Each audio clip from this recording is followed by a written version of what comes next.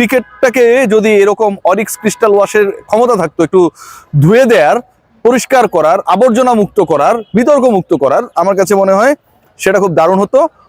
যারা এই ডিটারজেন্ট তৈরি করে বানায় তারা যদি এটা নিয়ে ভাবে, আমার কাছে মনে হয় যে আমাদের ক্রিকেটের একটু টেনশন কমে যাবে। যাই হোক, আই ওয়াজ জাস্ট কিডিং, এটা সম্ভব না, কিন্তু যেই ঘটনাটা ঘটতে যাচ্ছে সেটা অলমোস্ট অসম্ভবকে সম্ভব করতে যাচ্ছেন ক্রিকেটাররা। বাংলাদেশের ক্রিকেট ইতিহাসে বিপিএল সবসময় একটা বড় নাম, আলোচনা, সমালোচনা, বিতর্ক, এবং শেষ পর্যন্ত সেগুলোকে নিয়ে যেই ধরনের প্রেক্ষাপট তৈরি হয়, আজকের প্রেক্ষাপটটা সকল অতীতকে ক্রস করে গেছে।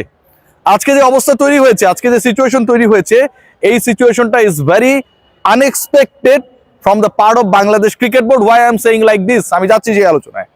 আজকে যে সিচুয়েশন তৈরি হয়েছে, গত 11টা এডিশনে যা হয়েছে, 12তম এডিশনের আজকের এই দিনে, আজকের এই জানুয়ারির 15 তারিখে যখন বিপিএল এর ম্যাচ অফ রয়েছে, প্রথম ম্যাচে অংশগ্রহণকারী দলগুলো আসে নাই, দ্বিতীয় ম্যাচ নিয়ে অনিশ্চয়তা রয়েছে শুরু হবে কি হবে না, এবং সেকেন্ড ম্যাচ যদি আজকে অনুষ্ঠিত না হয় সেটা সন্ধ্যা 7টা পর্যন্ত ট্রাই করা হবে, তাহলে রানিং এডিশন 12th এডিশন, যেই এডিশনের সিলেট পর্ব শেষ হয়েছে, চট্টগ্রাম পর্ব সিলেট পর্বের ভেতরে ঢুকে গেছে, ঢাকা পর্ব শুরু হওয়ার আগেই সেই বিপিএল অনির্দিষ্টকালের জন্য বন্ধ করার একটা নীতিগত সিদ্ধান্ত হয়ে আছে। বিপিএল দ্বাদশ edition, 12th edition is going to be postponed at the middle of the stage. Seriously এরকম একটা সিদ্ধান্ত মোটামুটি হয়ে গেছে, এবং আজকের সেকেন্ড ম্যাচ যদি কোনোভাবে মাঠে না গড়ায় তাহলে এবারের বিপিএল এখানটাই আপাতত ফুল স্টপ হবে। কয়েকটা পয়েন্টে আলোচনা করছি। প্রথম পয়েন্ট, এই দায়টা কার? BCB or cricketers?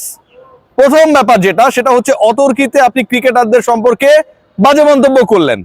ক্রিকেটাররা পার্টিকুলার কোনো পরিচালককে নিয়ে কোনো ধরনের নেগেটিভ কমেন্ট করে নাই, কিন্তু বাংলাদেশ ক্রিকেট বোর্ডের পরিচালক এম নাজমুল ইসলাম তিনি বিভিন্ন সময়, বিভিন্ন মাধ্যমে, বিভিন্ন ইন্টারভিউতে দিনে রাতে ডাইনে বামে ক্রিকেটারদেরকে ছোট করেছেন। গতকালকে যে স্টেটমেন্টটা দিয়েছেন সেটাও তার কাছে মনে হয়েছে ছোট করা যায়, অপমান করা যায়, স্বেচ্ছাচারী মনোভাব নিয়ে যা খুশি তা বলা যায়, লাঠিয়ালের ভূমিকায় বিসিবির ডিরেক্টরকে নামানো যায়, সেই কাজটা তিনি করেছেন। যেই ক্রিকেটাররা তাদের স্যালারির টাকাটা নিজেরাই আর্ন করেন, বাংলাদেশ ক্রিকেট বোর্ডকে কোটি কোটি টাকা, শত কোটি টাকা সরকার ডোনেট করে না। জানা রাখি, বাংলাদেশ ক্রিকেট বোর্ডের যে ফান্ড, এই ফান্ডটা হচ্ছে ক্রিকেটাররা ক্রিকেট খেলে, বাংলাদেশের র্যাঙ্কিং তৈরি হয়, এন্ডোর্সমেন্ট আসে। এই যে আমার এখানটায় দেখছেন না একটা লোগো, এরকম লোগোগুলো যখন বসে তারা সেই টাকাটা দেয়। কার এখানে বসে? ডাইরেক্টরের পাঞ্জাবির উপর বসে না ভাই, শার্টের উপর বসে না, টি শার্টের উপর বসে না, ব্লেজারের উপরে বসে না। যেই জার্সি পরে আমার ক্রিকেটাররা মাঠে নামে খেলে, সেখানটায় ওই লোগো, ওই ছাপ্পরটা বসে। তারপরে ক্রিকেট বোর্ডের ফান্ডে টাকা আসে। যেই বিপিএল এ ক্রিকেটাররা খেলেন সেই বিপিএল এর টিকিট বিক্রি হয়, তারপর বিসিবির কোষাগার ফুলে ফেপে ওঠে। যেই ক্রিকেটাররা খেলেন সেই খেলাটা দেখার জন্য ব্রডকাস্ট রাইট সেল হয়, তারপরে বিসিবি টাকা পায়। ক্রিকেটাররা যখন তার অর্থটা নিজেই আয় করে, বাংলাদেশ ক্রিকেট বোর্ডের ফাপরবার পরিচালকরা যখন সেই ক্রিকেটারদের ছোট করেন, যখন বলেন যে তাদের কাছ থেকে কি আমরা টাকা ফেরত চাইছি, কেন মাথার মধ্যে তার এটা ঘুরতেছিল, চাইলে খারাপ হইতো না, ঠিক তখন এর থেকে অপমানজনক কোনো কিছু হতে পারে না। উনি কিন্তু কোনো কাবাডি ফেডারেশনে যাননি, হকি ফেডারেশনে, ক্রিকেট বোর্ডে এসেছে। ওয়াই ক্রিকেট বোর্ডে এসেছে? ক্রিকেট বোর্ডে এসেছে কারণ এখানটাই তো হচ্ছে সকল মধু, এক্সপোজার। উল্টাপাল্টা কমেন্ট করলে, কথা বললে, ফেসবুকে স্ট্যাটাস দিলে অন্য কোনো ফেডারেশনে কিছুই হইতো না, এখানটায় হয়। বাংলাদেশ ক্রিকেট বোর্ড একটা সম্মানের জায়গা, এবং এই সম্মানের জায়গা, এই স্পেসে দাঁড়িয়ে যেভাবে ক্রিকেটারদের অপমান করা হয়েছে, এটা কোনোভাবে কাম্য না। এই যে একটা দেখছেন, একটা পশুকে দেখছেন না আমার পাশে, এটাও এখানটায় নিরাপদে ঘোরে, কিন্তু বাংলাদেশের ক্রিকেটারদেরকে আমার কাছে মনে হয় খুব অনিরাপদ করা হয়েছে, তাদের সম্মান নিয়ে, অর্থ নিয়ে, আয় নিয়ে, অবদান নিয়ে প্রশ্ন তুলে। সেই পরিচালকের পদত্যাগ, অব্যাহতি না, অব্যাহতি আর পদত্যাগটা কি?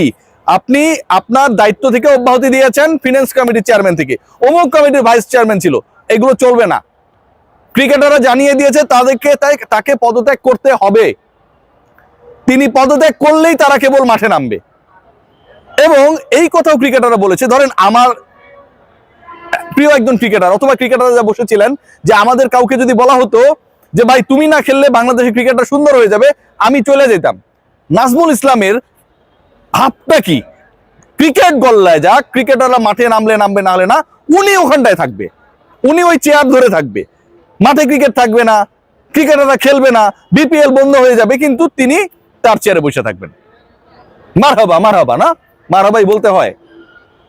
বিপিএল এর এই আসরটা অবশেষে মিডল অফ দ্য ওয়েতে গিয়ে বন্ধ হয়ে যাচ্ছে, মোটামুটি ডিসাইডেড।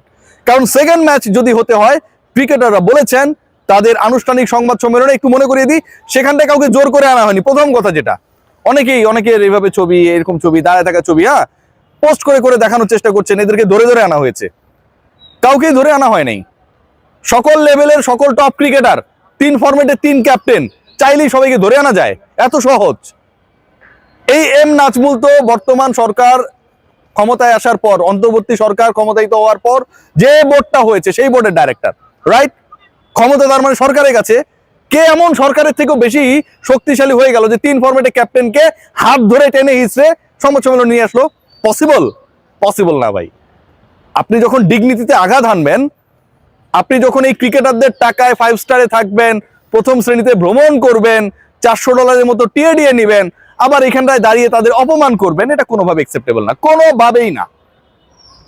বাংলাদেশ ক্রিকেট বোর্ডের পক্ষ থেকে এই ক্রিকেটারদের সাথে সাবেক ক্রিকেটার, সাবেক ক্যাপ্টেন, বর্তমান সভাপতি আমিনুল ইসলাম বুলবুল একটা বারের জন্য যোগাযোগ করে নাই। ভাবা যায়?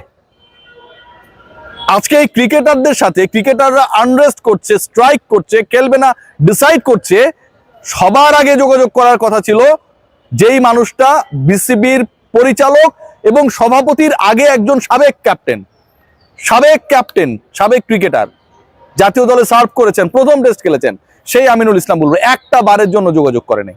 এটার মানেটা কি ভাই? এটার মানেটা কি আপনি বোঝান। আমি বুলবুলের পক্ষে বা বিপক্ষে বলছি না। আপনার ফ্যামিলিতে এরকম একটা ঘটনা ঘটছে, আপনি সর্বোচ্চ অভিভাবক, আপনার সন্তানরা কোনো কারণে মনক্ষুণ্ণ, তাদের সাথে কথা বললে আপনার জাত চলে যাবে? আপনি দেখতে সুন্দর থাকবেন না? আপনাকে মানুষ গালি দেবে? আপনি লিটনদের সাথে কথা বলবেন না?